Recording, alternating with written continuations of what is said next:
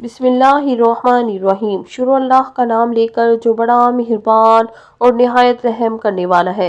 अस्सलामु अलैकुम वरहमतुल्लाहि वबरकातुहू।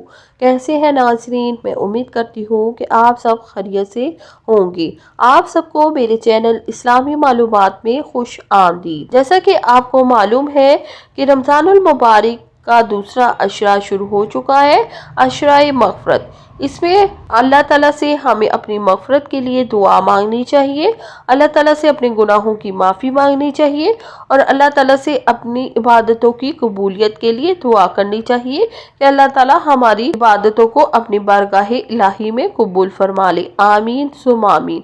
रमज़ानुल मुबारक के दूसरे अशरे की दुआ ये है, अस्तग़फ़िरुल्लाह रब्बी मिन कुल्ली ज़ंबि व अतूबु अलैहि, अस्तग़फ़िरुल्लाह रब्बी मिन कुल्ली ज़ंबि व अतूबु अलैहि।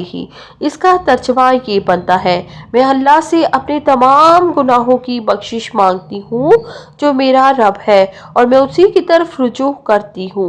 कुछ अहम बातें जो मैं आपको बताऊंगी, ये अशरा गुनाहों से माफ़ी मांगने का है और इस दुआ को आपने उठते बैठते और नमाजों के बाद पढ़ना है, कसरत के साथ पढ़ना है।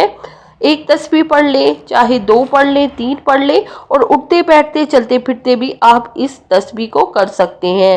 इस्तिग़फ़ार की अहमियत, अल्लाह ताला को माफ़ी मांगने वाला बहुत पसंद है। कोशिश करें कि दिल से नदामत के साथ, पेशमानी के साथ इस दुआ को पढ़ें।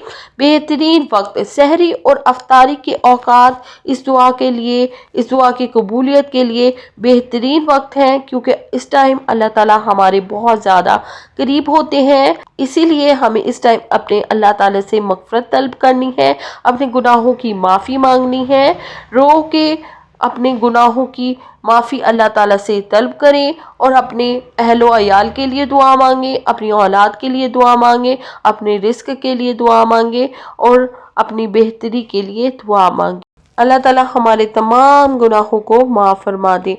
आमीन सुम्मा आमीन। मैं उम्मीद करती हूँ कि मेरी ये शॉर्ट सी वीडियो आपको पसंद आई होगी। इसी के साथ दे मुझे इजाज़त। अल्लाह हाफिज़।